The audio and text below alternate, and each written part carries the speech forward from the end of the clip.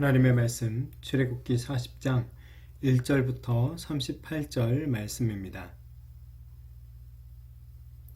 여호와께서 모세에게 말씀하여 이르시되 너는 첫째 달 초하루에 선막 곧 회막을 세우고 또 증거궤를 들여놓고 또 휘장으로 그 궤를 가리고 또 상을 들여놓고 그 위에 물품을 진설하고 등잔대를 들여놓아 불을 켜고 또 금 향단을 증거궤 앞에 두고 선막문에 휘장을 달고 또 번제단을 회막의 선막문 앞에 놓고 또 물두멍을 회막과 제단 사이에 놓고 그 속에 물을 담고 또 뜰 주위에 포장을 치고 뜰 문에 휘장을 달고 또 관유를 가져다가 선막과 그 안에 있는 모든 것에 발라 그것과 그 모든 기구를 거룩하게 하라. 그것이 거룩하리라. 너는 또 번제단과 그 모든 기구에 발라 그 안을 거룩하게 하라. 그 제단이 지극히 거룩하리라. 너는 또 물두멍과 그 받침에 발라 거룩하게 하고 너는 또 아론과 그 아들들을 회막문으로 데려다가 물로 씻기고 아론에게 거룩한 옷을 입히고 그에게 기름을 부어 거룩하게 하여 그가 내게 제사장의 직분을 행하게 하라.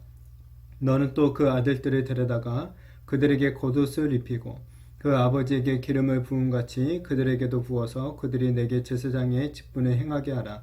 그들이 기름 부음을 받았은즉 대대로 영영이 제사장이 되리라 하시매 모세가 그같이 행하되 곧 여호와께서 자기에게 명령하신 대로 다 행하였더라. 둘째 해 첫째 달 고 그 달 초하루에 선막을 세우니라. 모세가 선막을 세우되 그 받침들을 놓고 그 널판들을 세우고 그 띠를 띄우고 그 기둥들을 세우고 또 선막 위에 막을 펴고 그 위에 덮개를 덮으니 여호와께서 모세에게 명령하신 대로 되니라. 그는 또 증거판을 궤 속에 넣고 채를 궤에 깨고 속죄소를 궤 위에 두고 또 그 궤를 선막에 들여놓고 가리개 휘장을 늘어뜨려 그 증거궤를 가리니 여호와께서 모세에게 명령하신 대로 되니라. 그는 또 회막 안 곧 선막 북쪽으로 휘장 밖에 상을 놓고 또 여호와 앞 그 상 위에 떡을 진설하니 여호와께서 모세에게 명령하신 대로 되니라. 그는 또 회막 안 곧 선막 남쪽에 등잔대를 놓아 상과 마주하게 하고 또 여호와 앞에 등잔대에 불을 켜니 여호와께서 모세에게 명령하신 대로 되니라. 그가 또 금 향단을 회막 안 휘장 앞에 두고 그 위에 향기로운 향을 사르니 여호와께서 모세에게 명령하신 대로 되니라. 그는 또 선막문에 휘장을 달고 또 회막의 선막문 앞에 번제단을 두고 번제와 소제를 그 위에 드리니 여호와께서 모세에게 명령하신 대로 되니라. 그는 또 물두멍을 회막과 제단 사이에 두고 거기 씻을 물을 담으니라. 모세와 아론과 그 아들들이 거기서 수족을 씻되 그들이 회막에 들어갈 때와 제단에 가까이 갈 때에 씻었으니 여호와께서 모세에게 명령하신 대로 되니라. 그는 또 선막과 제단 주위 뜰에 포장을 치고 뜰 문에 휘장을 다니라.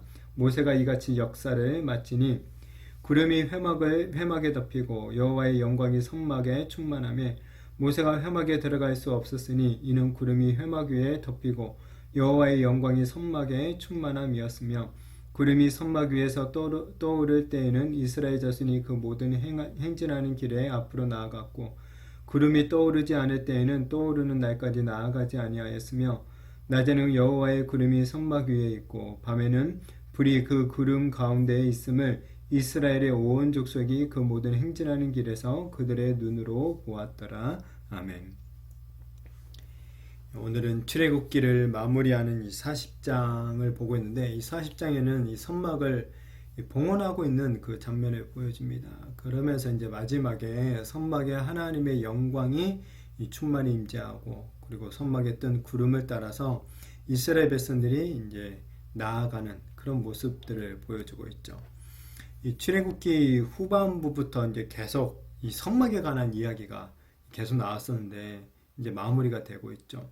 이제 우리가 좀 길게 살펴봤지만 그 내용이 참 복잡하기도 하고 무엇보다 이제 그게 반복돼서 나오다 보니까 그리고 이제 그 내용도 비슷비슷하다 보니까 조금 지루하게 느껴질 수도 있었을 것입니다. 그러나 한편으로도 생각해 보면 그만큼 이 선막에 관한 내용이 이 출애굽기의 핵심이다라고도 볼 수가 있겠죠. 이 선막 오늘 본문에 의하면 선막 전체적인 어떤 도면과 핵심 기구들 그리고 그 기구들의 배치도가 이제 설명이 되고 있는데 사실 이 내용들도 이미 앞에서 다 나왔던 내용들이죠. 하나님께서 모세에게 시내산에서 알려주실 때 어디 어디 이제 배치하라. 그것까지 이미 다 알려주셨죠.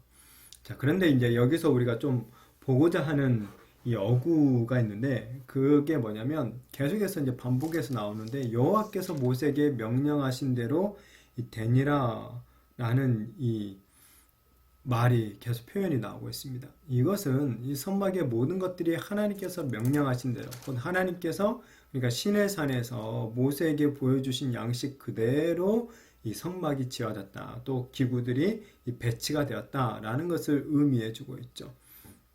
이것은 우리들에게 중요한 교훈을 주고 있죠. 선막은 인간이 디자인한 것이 아니라 하나님께서 디자인한 이 특별한 시설물이죠. 만일 이것을 갖다가 사람이 그런데 뭐 자의적으로 변경하고 수정한다면 그 선막은 인간의 시설물로 전락하게 되죠. 하나님께서 정하신 규격대로 이 치수가 하나님께서 알려주신 대로 그대로 맞아야 되고 명적도 정확해야 됩니다. 그리고 이제 기구들을 놓는 이 순서도 맞아야 되는 거죠. 이 배치 모든 것들이 다 마찬가지죠. 그래서 오늘 본문을 보면 이 기구들을 어디에 놓을지 아주 상세하게 기록되고 있는 것을 또 보게 됩니다. 그러니까 곧 있어야 할 곳에 그 기구들이 있어야 된다라는 것을 강조하고 있는 것이죠. 그리고 그것이 이 명령하신 대로 하나님께서 명령하신 대로 되었다라고 또한 말하고 있죠. 자, 그런데 만약에 그 위치를 이 누군가가 마음대로 바꿔서 예를 들어서 떡상과 등잔대의 위치를 서로 바꿔놓게 된다면 그것은 하나님의 명령을 위반한 것이 되어버리죠. 이렇게 명령을 위반한 상태에서는 아무리 떡에 상을 올려놓고 뭐 향을 갖다가 피우고 등대에 불을 밝힌다 하더라도 그것은 정말 아무런 의미가 없는 것이죠. 하나님이 기뻐하시는 하나님이 받으실 만한 그런 것들이 하나도 되지 않는다라는 거예요. 이처럼 우리는 하나님의 질서에 부합하는 삶을 살아가야 된다는 거예요. 내 생각대로 어떤 신앙생활을 하거나 삶을 살아가서는 안 된다는 것입니다. 혹시 하나님의 이런 질서가 온 세상에 반대하는 것이라 할지라도 우리 성도들은 세상의 질서가 아닌 하나님의 질서를 따라가야 한다는 것이죠. 우리의 신앙의 중심은 하나님의 명령을 따라 하나님을 기쁘시게 해드리는 것에 있지 결코 사람을 기쁘게 하는 것에 있지 않는 것입니다. 바라기는 정말 우리의 신앙과 삶이 하나님이 원하시는 방식대로 이루어지게 되어지기를 바랍니다. 내 생각, 어떤 세상의 질서가 아니라 오직 하나님의 질서를 따라 정말 살아가는 하나님의 진정한 선전된 우리 성도님들이 되시기를 축복합니다. 자, 이렇게 선막이 하나님의 말씀대로 완성되고 나서 그 위에 하나님의 영광이 충만하게 임재하고 있습니다. 34절부터 35절에 구름이 회막에 덮이고 여호와의 영광이 선막에 충만하며 모세가 회막에 들어갈 수 없었으니 이는 구름이 회막 위에 덮이고 여호와의 영광이 선막에 충만함이었으며 라고 말합니다.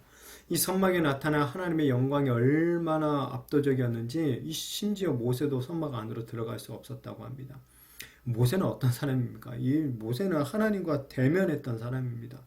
심지어 하나님의 이 등까지 보았던 정말 아주 대단한 사람이죠. 그런데 이런 모세도 지금 선막에 임한 하나님의 영광에 압도되고 있다라는 것이죠. 자, 그리고 이 구름이 또 선막을 덮었다라고 말하고 있는데 이 구름은 시내산에 강림하실 때 나타난 하나님의 그 임재의 구름을 말하고 있죠. 이 말은 뭡니까? 하나님께서 그러니까 임재의 장소를 이제는 시내산에서 선막으로 옮기셨다라는 것을 보여주고 있죠. 그러니까 이제 선막은 하나님의 자소가 되었다는 거예요. 그것이 하나님의 궁전이며 보좌가 된 것입니다. 이처럼 하나님의 뜻대로 이 하나님의 말씀대로 일이 진행될 때 비로소 하나님이 거기에 임재하시고 우리의 예배를 받으시며 이 충만하게 성령의 충만한 역사들이 일어난다라는 것을 우리가 볼 수가 있습니다. 모세가 철저하게 하나님의 설계대로 이 성막을 건축하니까 하나님께서 역사하시는 거예요. 충만한 영광으로 이스라엘 가운데 임재해 주신 것입니다. 그렇습니다. 교회가 하나님의 말씀대로 행할 때 그 가운데 하나님의 영광이 충만하게 임재할 줄로 믿습니다. 우리의 삶이 하나님의 뜻을 따라갈 때 그 삶 가운데 하나님이 함께 하시며 하나님의 은혜와 은총이 또한 가득하게 되는 줄로 믿습니다. 이 바라기는 하나님의 그 말씀을 철저히 따라가는 우리 성도님들이 되시기를 바랍니다. 그래야 해서 정말 우리가 가는 곳마다 하나님의 이런 영광이 충만하게 나타나는 그런 역사들, 정말 성령의 역사가 가득하게 되는 그런 일들이 있게 되어지기를 축복합니다. 자, 선막에 하나님의 영광이 가득했다라는 이 가시적인 현상으로 이런 구름 기둥이 동반되었죠. 그러니까 짙은 구름이 선막 위를 갖다 덮은 것입니다. 그리고 이제 이 구름 기둥은 이 밤이 되면 마치 불 기둥처럼 또 보였습니다. 이것은 이제 뭐 따로 있는 게 아니라 짙은 구름이 그 안에 있는 어떤 화염과 강체를 가리고 있는 거죠. 그래서 낮에는 구름만 보이는 거고 밤에는 이제 어두우니까 이 구름을 뚫고 화염이 나오는 것이 이제 보이는 것이죠. 그리고 이 구름이 이제 무엇보다 이스라엘 백성들의 가는 길을 갖다가 인도해 주고 있다라는 것을 보게 되죠. 36절부터 38절에 구름이 선막 위에서 떠오를 때에는 이스라엘 자손이 그 모든 행진하는 길에 앞으로 나아갔고 구름이 떠오르지 않을 때에는 떠오른 날까지 나아가지 아니하였으며 낮에는 여호와의 구름이 선막 위에 있고 밤에는 불이 그 구름 가운데 있음을 이스라엘 온 족속이 그 모든 행진하는 길에서 그들의 눈으로 보았더라 라고 말씀합니다. 이스라엘 백성들이 구름의 인도를 따라 지금 움직입니다. 구름이 움직이면 같이 움직이고 구름이 멈추면 또 멈춥니다. 그런데 이제 사실 따지고 보면 이 구름의 이동은 한마디로 뭐의 이동이냐면 성전의 이동이고 또한 이 성전의 이동이라는 것은 가장 중요한 법계, 이 언약계의 이동이라고 할 수가 있습니다.